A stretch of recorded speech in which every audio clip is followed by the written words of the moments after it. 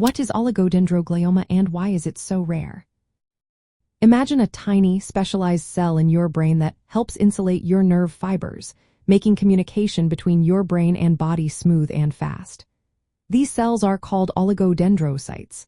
Sometimes, a tumor can develop from these cells, and when that happens, it's called an oligodendroglioma. This type of tumor is quite rare, making up only about 3% of all primary brain tumors. It's also a small part of the larger group called gliomas, which come from glial cells supporting neurons. Oligodendrogliomas usually grow in the front part of the brain, known as the frontal lobe.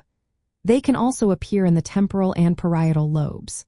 Most often, these tumors are found in adults between the ages of 35 and 44, and they tend to be a bit more common in men.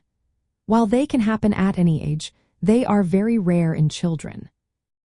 One reason these tumors are so uncommon is because oligodendrocytes are less abundant than other glial cells like astrocytes.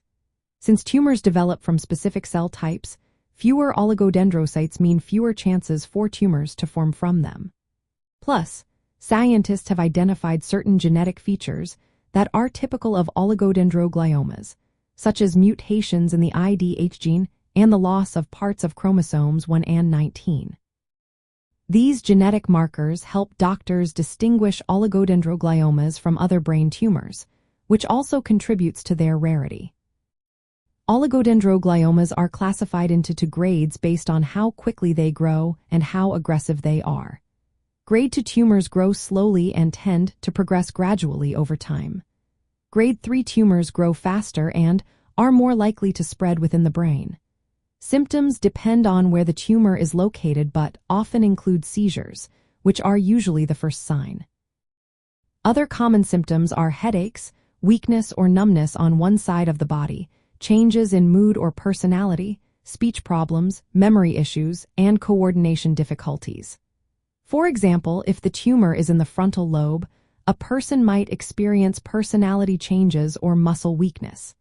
If it's in the temporal lobe, speech and memory problems may occur. Treatment usually involves surgery to remove as much of the tumor as possible. Depending on the tumor's grade and how much can be safely taken out, doctors might also recommend radiation therapy or chemotherapy.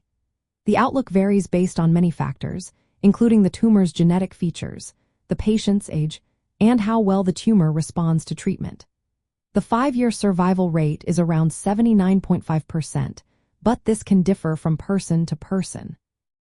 In summary, oligodendrogliomas are rare brain tumors that develop from oligodendrocytes, the cells responsible for insulating nerve fibers. Their rarity is linked to the specific cell type they originate from and their unique genetic makeup. Understanding these tumors helps doctors develop tailored treatment plans and provides valuable insights into brain health and cancer. If you or someone you know is affected, it's important to consult healthcare professionals for personalized advice and care.